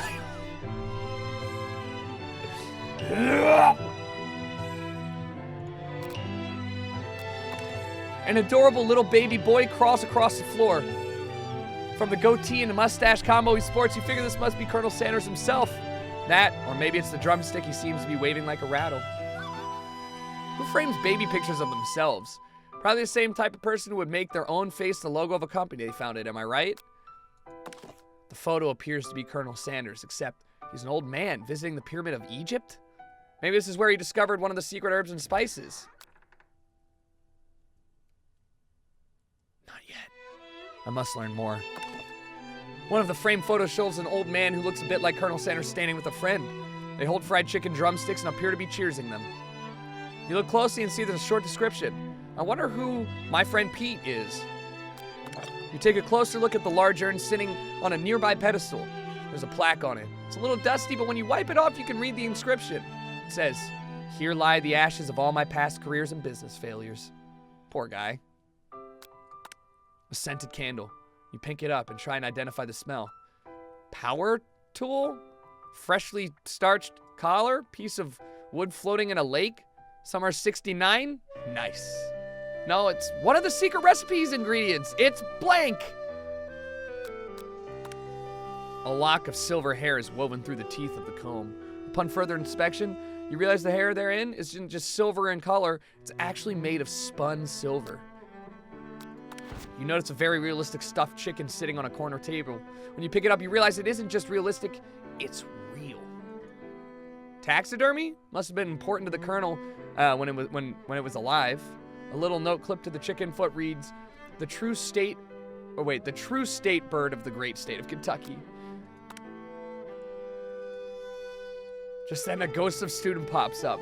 Are you thinking about heading out into the world on a quest to avenge my death? Wait, what? I never even learned your name. Why would I avenge you? I could just tell you my name right now. Can't you see I'm in the middle of something? You open the window a crack and Ghost of Student is swept out with the breeze. I'm looking for Easter eggs. Let me upstairs, dude. You open the door to Colonel Sanders' closet and find a row of his signature white suits hanging within. You take off one from the hanger and try it on. Jacket's a bit big for you, but it's soft and comfortable. You give yourself a deep hug, breathing in his scent. They say that home is where the heart is. Is this what they meant? Before you can look any further, you hear Colonel Sanders returning. He has a new dish he's been working on, and he wants you to taste it. You try and act casual until he asks why you're wearing his jacket. I don't usually loan these out, but I must say it does look good on you. Oh, shit, the jacket. You forget to take it off. You decide now's your moment to make a big move. You tell him you're cold. You fess up and tell the truth. I'm cold. I'm so sorry, I didn't mean to intrude. I just got a little cold. I thought this might warm me up. Colonel Sanders smiles and scoots close to the fireplace. It's warm by the fire. Why don't you come a little closer? Suddenly everything feels like it's moving too fast. Final exams are tomorrow. You should be thinking about what you're gonna go cook. I should be home studying. I don't know. Overwhelmed, you take off the jacket and you run for the door, but the thought of leaving Colonel in the midst of such an emotional breakthrough gives you a pause. You stop yourself. Colonel? Yes, Bonasan? I honestly think this may be the beginning of something wonderful. I think you're right. We should take things slow. You talk late into the night and drift off into a slumber. Dream sequence.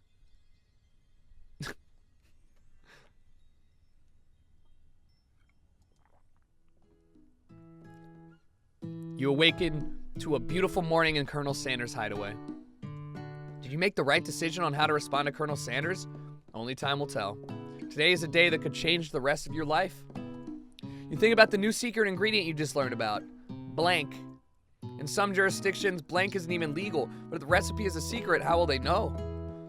Your thoughts are interrupted when Colonel Sanders emerges into the room. He's holding a gorgeously plated breakfast, and your mouth waters at the sight of it. Here's a simple breakfast I just whipped up. It's meticulous. Ugh. You taste Colonel Sanders' food, and it takes you on a journey. When you return, he's waiting to ask you an important question. Will you marry me? So, would you say we're the perfect match? How presumptuous. My cuisine and your taste buds, that is. Such confidence. such grace. Could he be the world's greatest gift to cookery? Flatter him. You know, I think we make a great team, Colonel. A single tear begins to pool in the corner of his eye as he gazes out the window. And with the right business partner, I know I can't fail. Business partner? Could he be talking to us? It's all happening so quickly. Overcome with emotion and confused by your feelings, you're on the verge of tears. Unable to speak, the only answer you can find is to run out the door and get home. There's still one more day of school after all. The U of CS A for L waits for no one. You get home to find something very surprising. Your best friend's there waiting for you. Where have you been? Because I had one heck of a night. I've been desperate to talk to you about it, but I couldn't find you. I got worried that something had happened to you. It's okay, I was just, but now that it turns out you're fine, I can finally get you up to speed on the saga of Miriam. Sure, but you will not believe what happened to me after school yesterday. I went on a date! I think I can believe that, yeah. Since I'd been partnered up with Clank, he asked me to go out with him. Of course I told him, you better keep your dials turned to polite and respectful. I'm not that type of girl. But he was just interested in spending some one-on-one time together and getting to know me. So I said, yeah, sure, I can get to know the little metallic guy. Long story short, he took me skydiving with his friends, but when things quickly spiraled out of control. Did she just fucking say skydiving? As if that was a typical first date to go on with a talking pressure cooker? And now I'm not really sure where we stand. You don't give Miriam time to tell her whole story, however, because bottling up the details of your own night is just too much to bear. And I went on a date too. Back to Colonel Sanders' house, where I spent the fucking night with him. Miriam, you what? Nothing happened, okay? But the emotional connection was, wowzers. Miriam tells you to move on from this whole Colonel Sanders obsession and focus on school. If being obsessed with Colonel Sanders is wrong, I don't want to be right. After a short argument, you both agree to go your separate ways. When you arrive at school, you encounter your rivals in the quad. You can tell from a distance they're picking on Pop, though he himself might not quite grasp the fact, because, you know, he's Pop. What's a swirly? It sounds delicious. Oh, it's great. I'll order you one up right now. I have me a swirly with sparkles, please. Sprinkles is a dog and a treat, and I can't read. You can get your swirly dip too. Why don't you pick on somebody your own size? Because I'm literally the biggest person at the school. There's that horse that Colonel Sanders rides to school, but who would dare pick on such a gentle and beautiful creature? You've got some nerve, Bono-san, suggesting I pick on a defenseless horse. Now you're twisting my words, and I'm not gonna have it. You clench your fist. But the injury from yesterday's mixer accident makes you wince in pain. Doesn't look like you can go on cooking like that. Might as well just give up. I'll never give up, ever. Colonel Sanders arrives just as it appears things are close to boiling over. A naturally intuitive person, he senses that something might be going on. Is everyone excited for the final day of school? Boner-san, how's that hand feeling? I'm sure you're gonna be in fighting form by this afternoon.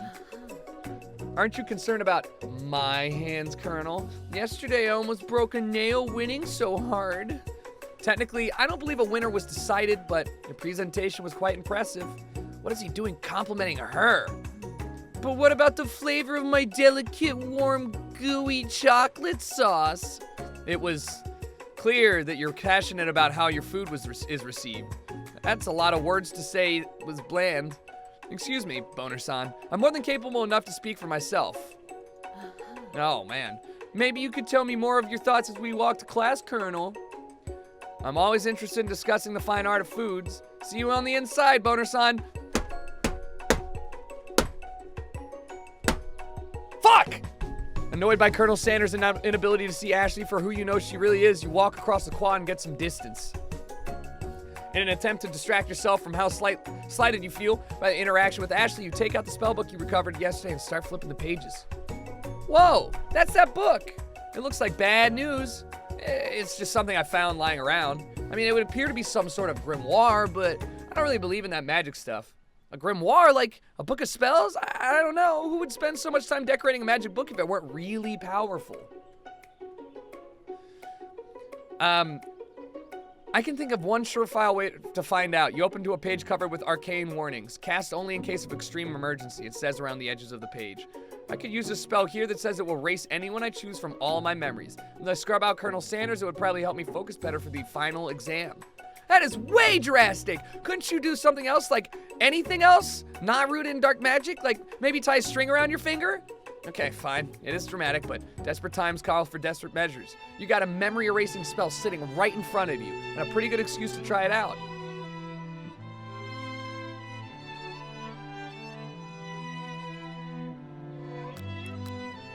I'm not doing it.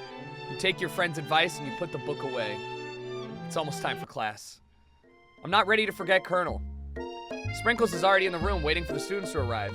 He clears his voice to make a quick announcement. I want y'all to know I feel something of a dog moment coming on, but I assure you, it's nothing to be afraid of. His cute little nose scrunches up and he begins to breathe quickly. He must be hungry. Reach for some old homework to give him as a snack. Dogs can be rather unpredictable, especially Sprinkles. Wait to see what happens. Sprinkles stops in his tracks, focuses on the window. The room is deathly silent. When you follow his gaze, you see a tiny orange squirrel perched on the cherry tree outside.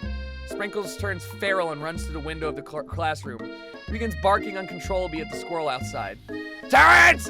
I told you never come back here, Terrence! I will destroy you, Terrence! I fucking hate you! He's barking ferociously, drool flying off his face. The squirrel looks over, but he doesn't say anything back. You wonder, is that even a talking squirrel? Who named him Terrence? You better not show your chubby cheeks around here ever again, Terrence! After Sprinkles is satisfied with his presence, has been felt not only Terrence, but any other squirrel in hearing distance, he returns to his professional tone. Ahem. I apologize for the outburst. This actually brings up an important point. Thank you, Bonasan, for reminding me to dole out this indispensable bit of wisdom. You see, before you can go any further, Miriam's love drama spills over into the class. Sprinkles is interrupted by whirs and sparks coming in from the back of the room. Bro, did she give him an OTPHJ? I told you to save it for after class. Bzz, bzz. You think I wanted to be thrown from a plane strapped to a stranger? Miriam and Clank appear to be arguing, but you still haven't learned to speak Clank's language of mechanical noises. Whir. But no, you had to show off your cool kid friends Jeff and Joan. J&J forever. Watch us throw him a triangle in midair as we descend. Triangles are the strongest shape, don't you know? Tangles up, baby, I know, Miriam. Bzz, bzz. Yeah, well, that doesn't make it a great date. Then take Jeff and Joanne with you, and you can hold hands as you pedal down the mountain or off a cliff for all I care. Sad beep. Clank begins to shudder. Steam pours out of the gaps in his panels, and then a loud ding stops him in his track. Bzz, bzz. No amount of seasoning is gonna make me want to eat that, Clank.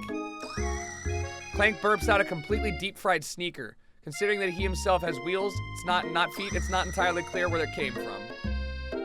In terms of deep-fried footwear, I guess it looks okay.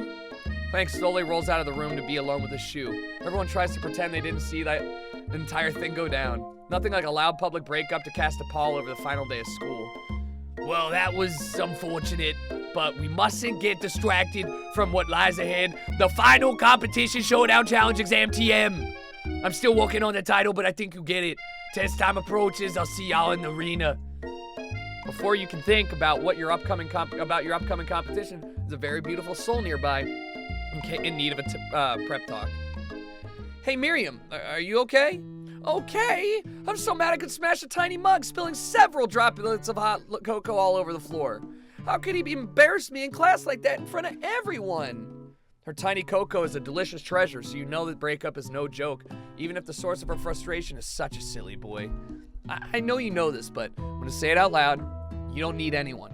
Me and you, we're gonna cruise right through this final test, and we're gonna hit the carpool lane to Success City. Miriam brightens up, imagining the wind rushing through her short bangs, but she hesitates to embrace the feeling all the way. You're not gonna saddle up on Colonel Sanders' stallion and ride off into the sunset without me.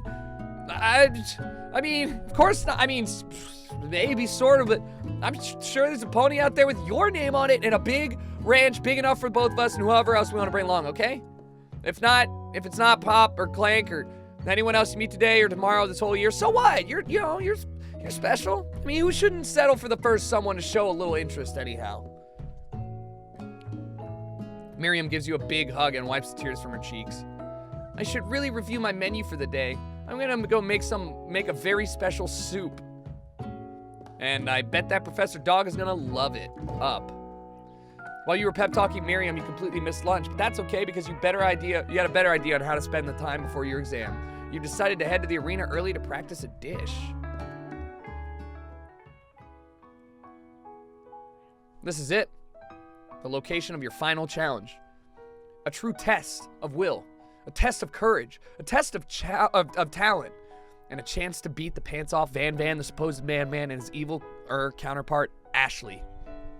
As planned, you begin to run through a quick test of recipes you've been working on. Boner-san's famous chicken pot pie. After practicing for months, making this dish comes second nature to you, and you're able to quickly get a fresh pot pie in the oven. But as soon as you do, your cram session is interrupted by Colonel Sanders. Boner-san, what are you doing here? There's still time left before the final exam.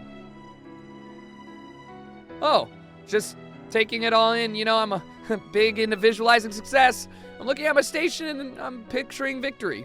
The pot pie has begun to bake and the smell is slowly filling the space around you. Visualizing, huh? That's too bad. I was hoping you're cooking something delicious. You'd usually happily share your food with anyone who's hungry, but the last time you let Colonel Sanders get in your head, it cost you a cook-off. You decide it's time to put your cooking above your romantic desires, but that decision gets hard to stick to when the oven timer goes off behind you.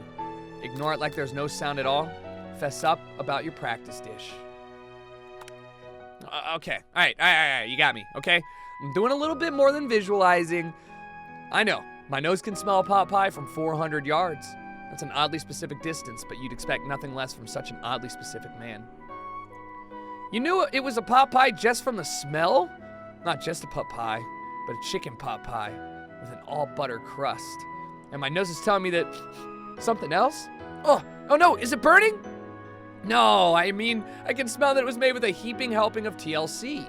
But it'll probably start burning any second if you don't pull it out. The moment of truth. Wow. There it is. It's the best pot pie I've ever tasted.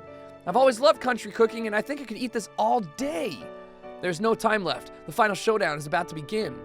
Sprinkles laid down the ground rules. There are no rules, except that is to cook with everything you got. You step up for the cook-off of a lifetime. You decide that mac and cheese plus the pot pie you've been practicing are just the dishes that'll push you over the edge to victory. Meanwhile, both Van and Ashley are prepping wildly elaborate dishes per their usual over-the-top selves. Miriam in her giant magnifying glass and several sets of tweezers. She's definitely prepared to go big, going small. Colonel Sanders seems to be harnessing his 11 herbs and spices, but he's trying to find a way to improve on something perfect. His original recipe, copyright, fried chicken. The intensity in the room starts at a full 10 out of 10 with a frenzy action. Everyone's calling out really cool special cooking moves as they prepare their food. Wow, this is getting serious. Colonel Sanders battles his chicken as it levitates through the air. Egg wash! Miriam furiously injects ingredients into an itty-bitty pot of broth. Best friend, Beaster Blaster! Van flexes his pectorals as he chops open a sea urchin. Let's fucking Freud! I can't do this. Ashley scoops her pastries off of the tray with lightning speed. Shallow personality spatula! Even Clank gets in on it. 5-dial pressure point chicken cooking technique. Wait, when did Clank learn to speak English? It's a singularity, as was foretold. We mustn't let it happen, or the appliance uprising will take us all. Self-destruct. Van quickly unplugs Clank and rolls him out the back door of the arena. He's killed 2 people now. 2. He's murdered 2 people. As you frantically prepare your dish, you notice Ashley has her spell book out. Is she gonna use some dark magic to turn the tide? You've got a book of your own, and you're desperate not to see her win another battle. Should you take this opportunity to fight magic with magic, even if it's almost certainly evil magic? Do it the hard way, dude. This is what Colonel would want. Who needs magic when you've got passion? I'm gonna do it the hard way! Colonel Sanders sees that you've chosen to win on your own terms, and he gives you a subtle wink from across the room. I believe in you, Boner-san. Miriam notices too. And I've always believed in you, Boner-san, since we were little kids, because I'm your best friend forever. Don't forget it. You turn to notice that Miriam is at your station cheering for you. Miriam, what about your dish if you're here cheering who's cooking? Tiny food, short cook time. I'm actually already done, so I thought I'd help you. Oh, that's sweet, but Miriam tosses a handful of spices directly into her boiling noodles. It's the secret ingredient! However, she doesn't know that you lied about the ingredients, was made up, and where in the world did she get I have newt from? The boiling pot explodes, sending Miriam flying backwards. The watery noodles begin to swirl in the air, bubbling into the dark cloud that thickens and congeals before your very eyes. It is I, Steve, the spork monster. Steve? Wait, what happened to Borko? You're not here to battle me, are you? We spork monsters are many. I think Borko had the day off, but you have conjured Steve, and I hate to battle. So I'm saying you're doing pretty all right. Oh, hey, you're in the middle of cooking competition. I love this stuff. It's better than TV. You crazy kids, your culinary skills really impress me. Mind if I hang out? I'm sorry, Steve. I'm kind of in the middle of something. Do you mind? Steve the spork monster notices you've gotten the grimoire stashed beneath your cooking station. I see what you're up to. Crisscross some magical items and accidentally summon me, huh? Yeah, you guessed it, sorta. If you're here, would you mind tossing some fresh noodles in a pot of salted water? I'd love to. I've always wanted to be a top chef, actually. You know, when I was just a little spork pup back in my old country. You can feel Spork Monster winding up to tell a very long and involved story. You don't know exactly where they came from, but it seems like it was probably lonely there. Actually, you know what? Maybe you should watch from the stands. I really need to focus on this competition.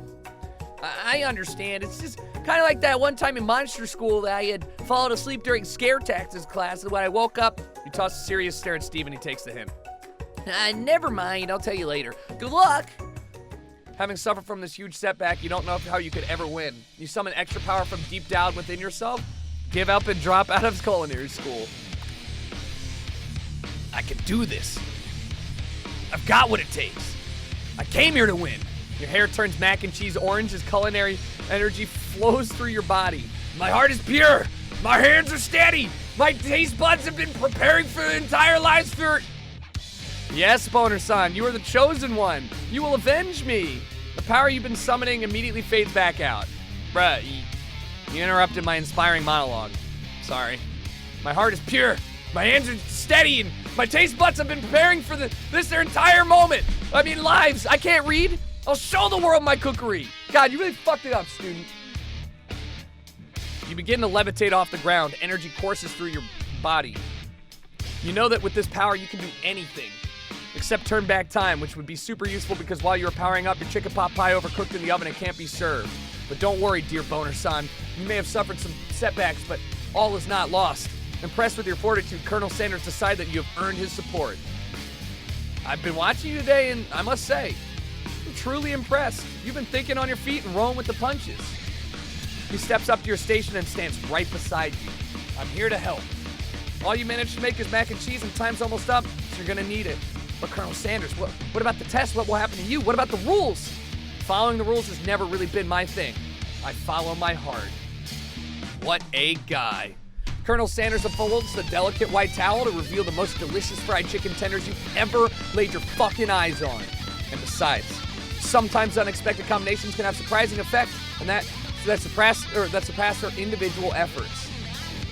Are you suggesting? If we combine forces, we can form the perfect food union. Time's up, students. With time expired, it's the moment everybody's been waiting for. You must now prepare to present your dishes. A handful of students stand tall, but the class seems incomplete. It seems we're missing some students. Pop, clank. From off-screen, you hear a pure and innocent giggle that only can come from one student. Hey, I'm flying. Sounds like it's coming from the broom closet over there. Miriam, would you mind? Inside of the closet, you see Pop hanging on a broom hook by the elastic of his underpants. Pop, get down from there right now. Let me guess, did Van have something to do with this? When someone asks for a veggie, who am I to refuse? I thought a veggie was a salad. It looks like Pop is eliminated from the challenge, seeing as he didn't cook anything. I can't feel my legs. May I be excused? Sure. You kids and your pranks, I mean, I must say it's not the worst prank in UCSALALMFAO history, but it's not exactly yearbook material. Wait a second, Pranks. Clank, where'd that pressure cooker roll off to? You wait to hear a signature word beep or other onomatopoeia, but there's none. Somehow he must have gotten unplugged. I guess we're gonna have to figure that one out later. That leaves only 4 remaining students. Please collect your final projects. Yes, it's been a long semester. Wow, 3 whole days long. But after days of hard work, the time has come for me to eat. Miriam, please step forward. Now describe your dish. I've made tender udon noodles and savory soup. But it's cute. My word is so delicious. There's that a teeny tiny Narutomaki I spy afloat in this itsy bitsy bowl. Yes, chef. Please call me Sprinkles. Chef is my father's name. Yes, Sprinkles, and some green tea made from baby tea leaves that I picked myself. Sprinkles carefully sniffs around the dish before opening his mouth and letting just the tip of his pink dog tongue into the bowl. Oh, wow, sublime. Would anyone else like a taste? Oh, come on, I'm not one of those dogs who doesn't floss. I even have a really cute electronic toothbrush for dogs. Okay, fine, I'll just enjoy it all by myself. And in a flash, the entire meal has been devoured. Not that it took much. It was less than a thimble's worth of soup. A+. Rarely do I taste a dish with as much love poured into it as yours. Miriam is overjoyed. I mean, she gives you a huge hug. Thank you, Boner-san, for helping me believe in myself. Van, you up? Now describe your dish. I made uni over smooth egg custard in an axion urchin cell topped with caviar. God, that sounds disgusting. Did you skewer one type of urchin with the spines of a second, different colored type of urchin? Yes, Sprinkles. It's a bit much, don't you think? I mean, that's exactly why I did it. A bit much is kind of my brand. Does it look cool? Sprinkles leans in to sniff the uni, but he can't get his nose close on account of all the spikes. He begins to paw at it erratically, causing the custard to slosh around. Woof, woof. Please be gentle with my cuisine. Grr. Finally, Sprinkles goes all in, tongue first, but he can't get past all the needles. He reels back as his tongue is poked and prodded. Youch, my tongue. The professor appears to be having an allergic reaction to the sting. I can't eat this. I can't eat this. It keeps poking my tongue. Disqualified. A stunning turn of events. Who would have thought that serving food in a bowl made of needles could make it difficult to eat? Dejected, Van does not go gentle into the night. Disqualified for glamour? Don't discount sympathy.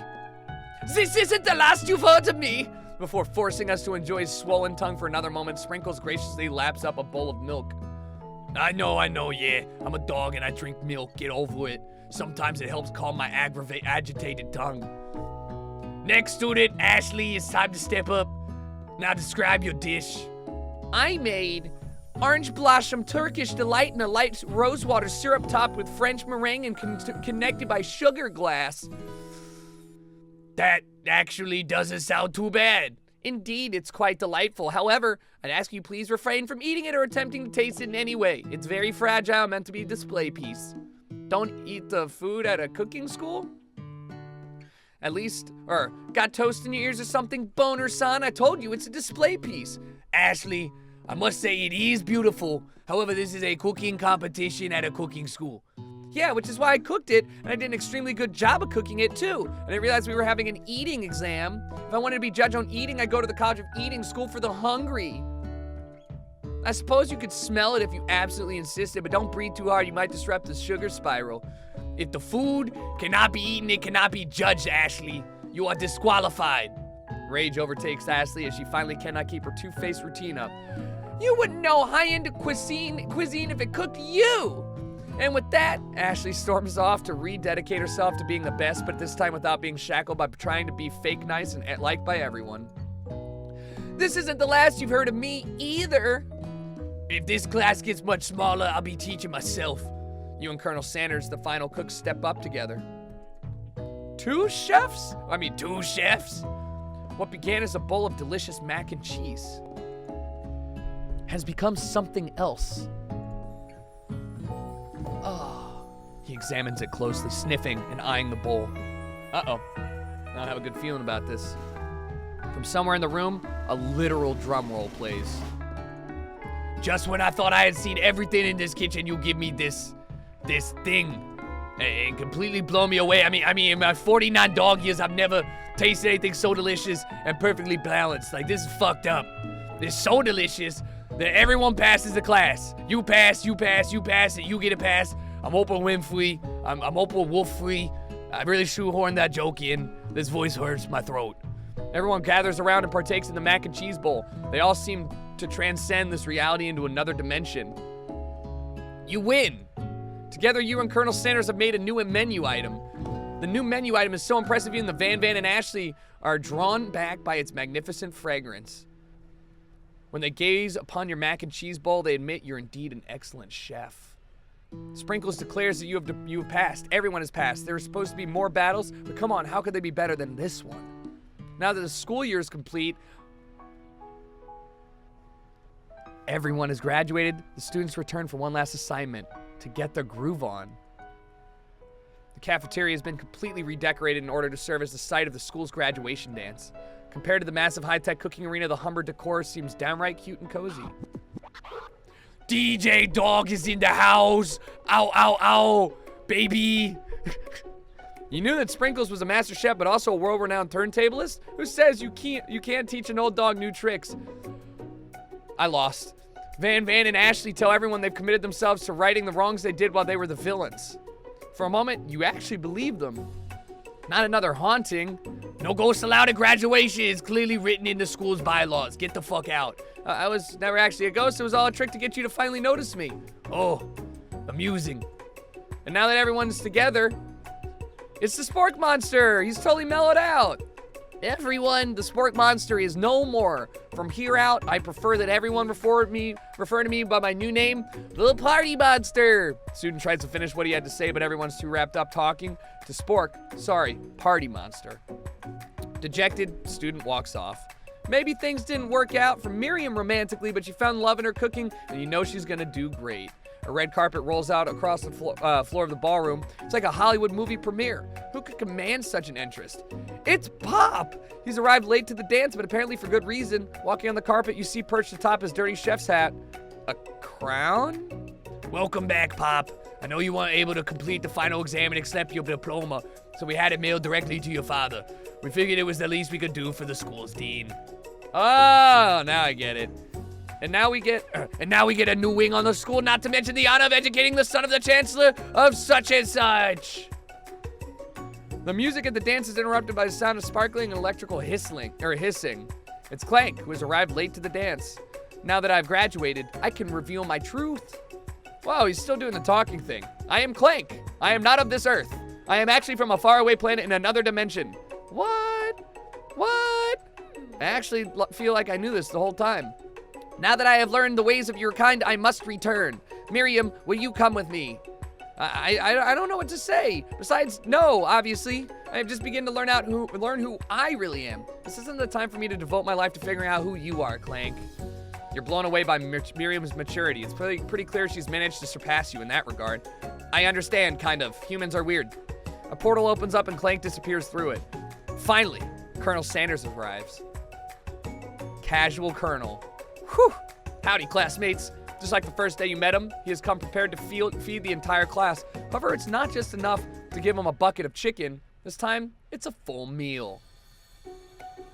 I didn't get to be the most famous chicken man in the history of chicken and man by not reminding people to go out and buy my chicken. The end? It's not the end! As everyone feasts on their delicious chicken dinner, Colonel Sanders finds you sitting at the edge of the dance floor. Boner-san, what are you still doing sitting all alone? Just waiting for the right person to ask me to dance. I wonder, might you tell me what are the qualities you would expect to find in such a lucky person? I don't know, man, off the top of my head. A spicy musk, some sort of like tidy goatee, degree from the UFCSA of Pharrell, just to name a few. It truly is my lucky day. Would you dance with me? Yeah, I'd love to. As you glide across the dance floor hand in hand with Colonel Sanders, the future stretches out in front of you. And once my 100th franchise is up and running, I'll be ready to take a day off. And I'll be so glad to spend it together with you, Boner-san. How sweet. We'll work together and we'll play together. Colonel Sanders stops dead in his tracks. Work together? Well, I mean, I think this is something I need to do just by myself. But who will help you run your restaurants? I don't believe I need help. Besides, based on your time at school here, do you really think running restaurants is the best path forward? Could it be?